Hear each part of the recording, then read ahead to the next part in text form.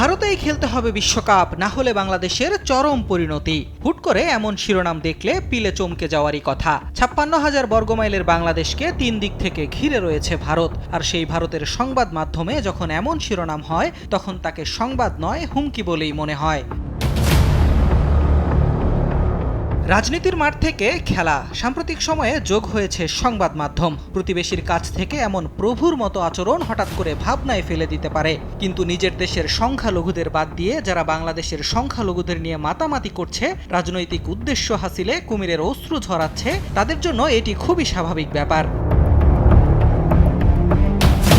নিরাপত্তা ইস্যুতে আইপিএল থেকে মুস্তাফিজকে বাদ দেয়া নিয়ে ভারতীয় সংবাদ মাধ্যমে আলোচনা অনেক হয়েছে, কিন্তু তারপর সেই নিরাপত্তা ইস্যুতেই ভারতের মাটিতে বাংলাদেশের টি-20 বিশ্বকাপ না খেলা নিয়ে দেশটির সংবাদ মাধ্যমে যা হয়েছে তাকে চর্চা কম, বরং অপচর্চাই বলা যায়।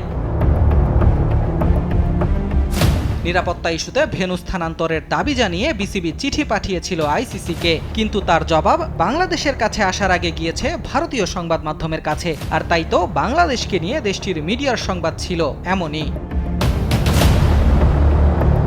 জনপ্রিয় ক্রিকেট ভিত্তিক ওয়েবসাইট ক্রিকইনফোর খবর, বাংলাদেশকে টি-20 বিশ্বকাপে খেলতে যেতে হবে ভারতেই, না হলে কাটা যাবে পয়েন্ট। বিসিবিকে নাকি সাফ সাফ জানিয়ে দিয়েছে আইসিসি, অথচ সময় গড়ানোর সাথে সাথে পরিষ্কার হয়ে গেল ক্রিকইনফো প্রকাশিত এই খবরে ছিল শুভঙ্করের ফাঁকি। ক্রিকইনফোর এক খবরকে পুঁজি করে একের পর এক মিথ্যা ও গুজবে ভরপুর সংবাদ প্রকাশ করতে থাকে ভারতীয় গণমাধ্যমগুলো। একপাক্ষিক সংবাদের চটকদার শিরোনামে মিথ্যাকে সত্য হিসেবে প্রতিষ্ঠার চেষ্টা করেছে তারা।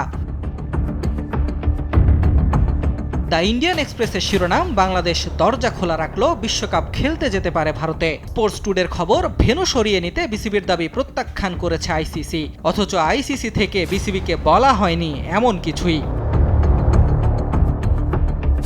ভারতীয় গণমাধ্যমের প্রকাশিত সংবাদগুলো একপাক্ষিক, যেখানে মিথ্যার গুজবের আশ্রয় নেওয়া হয়েছে। আইসিসির চাপে সুর বদল বিসিবির, কিংবা আইসিসির নির্দেশের পর বিসিবির ডিগবাজি, এমন চটকদার ও অসত্য শিরোনাম দিয়ে মিথ্যাচার করে যাচ্ছে ভারতীয় মিডিয়া।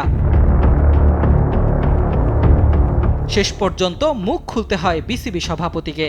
ভারতীয় সংবাদ মাধ্যমের মিথ্যাচারকে স্রেফ প্রোপাগান্ডা বলে উড়িয়ে দেন আমিনুল ইসলাম বুলবুল। এই যে একটা প্রোপাগান্ডা চলছে যে আইসিসি আমাদেরকে জানিয়েছে শ্রীলঙ্কা খেলা সম্ভব না, এই ধরনের কোনো কথাই হয়নি আমাদের কারোর সাথে। আমি জানি না, এটা একটা প্রোপাগান্ডা আমি বলবো, ফলস নিউজ। কেননা এখনো আইসিসির সাথে আমাদের যোগাযোগ হয়েছে একটা, আমরা তাদেরকে জানিয়েছি, তারা আমাদেরকে জানতে চাইছে কি কি ইস্যু, তো আমরা এখন কি কি ইস্যু সেগুলো লিখে পাঠাবো। বিসিবি সভাপতির এই বক্তব্যের পরও শান্ত হবে না ভারতীয় সংবাদ মাধ্যম, এটাও সমর্থকদের জানা। তাদের যুদ্ধাঙ্গী সাংবাদিকতা যে দুই দেশের সম্পর্ককে আরও তিক্ত করতে পারে, সেটা কি কখনোই অনুধাবন করবেন ভারতীয় সত্যান্বেষীরা?